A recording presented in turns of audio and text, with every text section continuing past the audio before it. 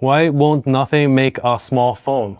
Why don't Nothing products have a headphone jack? How many phone 3s do we need to sell to turn a profit? I'm not sure if I'm allowed to say this, but... Hey guys, I'm Raymond. I'm the product manager for Nothing Phone 3. I work with multiple teams in the company in order to bring this project to life. And today I'm here to answer some of our questions I've seen online. How did Nothing decide what features to put on Phone 3? I decide.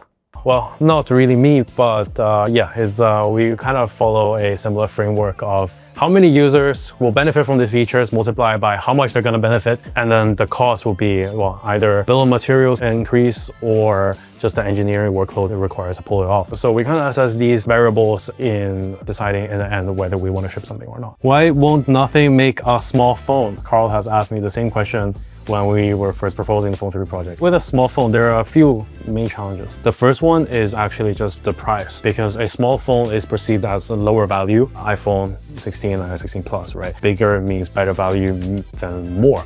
But for the bill of materials, they're actually not that much off.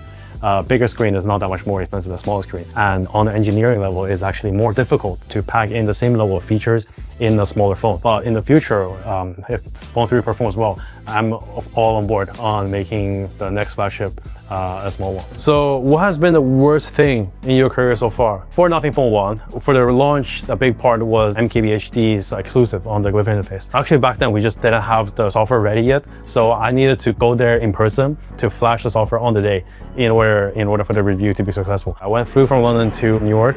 On my first day, I was going to Popeyes, and on my way out, I nearly got mugged. It was very sketch. In an empty parking lot. 4 guys just walked up to me and they were like quite aggressive. I had the Phone 1 on me back then, and it was a review sample that I was going to give him. So I assume I was a target for a mugging.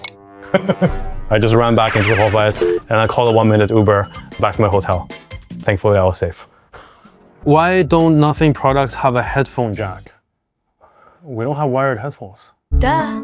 So on a smartphone, headphone jack would go right here. So if you break it down, there is a small board here, the daughter board. It has all the USB Type-C connector. It has the haptics are here, and then the SIM card, and then antennas all around. This is a very dense area. Well, all the PCB is dense. So putting additional features in it means, yeah, you need more board space. And the only option here is to reduce the battery to make the daughter board area bigger. Is that a trade-off people are willing to make?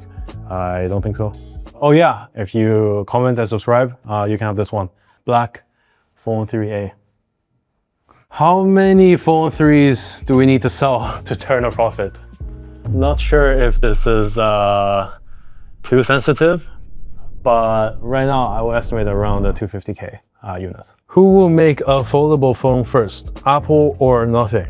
I think Apple. I saw some leaks. Yeah, we don't have any foldables in the plan at the moment. What do you think Nothing's biggest weakness is at the moment? I think our biggest weakness actually just no one knows us. Our awareness is so low in some of the markets that we really could excel in. Of course, that is inevitable for a company that is, well, we're 4 years old. So I think we're already doing quite well, but I see a lot of potential users for the Phone 3 who probably don't even know Nothing yet. So the masses, I think that is something that we are struggling to reach without very high marketing budgets. What is it like working at Nothing? It's been a very challenging journey in terms of just there's so much to learn, and to survive in this very competitive industry, we really need to make sure that each of our products are a hit, and that comes with a lot of work. So it's that relentless strive to perfect each product that is very stressful. We're in a lot of meetings, a lot of conflicts, difficult conversations that we're having internally in order to make sure that the final product is the best for what the consumers are getting. What is your least favorite phone trend? Okay, this is one that's going to be controversial, especially I know for some regions this is a very popular requirement, but IP68. IP68 doesn't make sense on the phone. So the definition to pass IP68 is be able to submerge the product in 1.5 meters depth water over 30 minutes. In what cases will you ever do that to a phone? Come on. So IP54 is actually, you can already put the phone underwater for a while. I think that's okay for most cases. And actually IP68 limits a lot on the design and it increases the cost, but also just how you can design the phone. And even on top of that, IP69. So IP69 is actually, you have to have very high pressure water jets shooting at the phone with, I think, 75 or 85 degrees of Celsius of water. Like, come on, it's a phone. How often do you scrap products? I'm not sure if I'm allowed to say this, but I think there's only been one case, right? Yeah, Power 1. Oh, actually, no, we actually skipped the year. We actually scrapped the as well. It was like a flat, but the issue was it couldn't because it was too. What's your relationship with Carl like? Just on a regular day-to-day level, like he's a cool guy. Back in the days, we actually used to play League together. Carl only played Teemo, so I just had to figure out a way to carry the game. I was mostly playing jungle. Carl had a lot of fun playing. But nowadays, we're too busy, so not really like that. So yeah, I guess leader slash mentor slash just a cool person in the office. Marry, kill.